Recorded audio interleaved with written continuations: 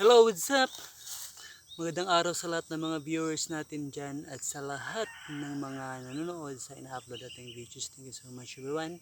Naway nasa mabuti kayong kalagayan. So, for today's video, ipapakita ko sa inyo yung mga bunga ng rambutan dito sa amin guys. Dito sa area ni Kuya Michael kasi dami ng bunga tapos may mga hinog na rin na bunga.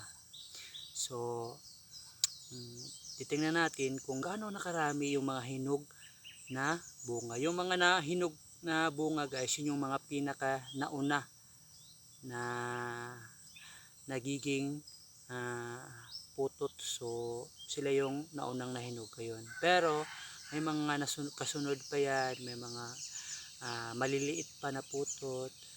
So hindi sila sabay-sabay lahat na hinog. Okay, double check natin. So let's go!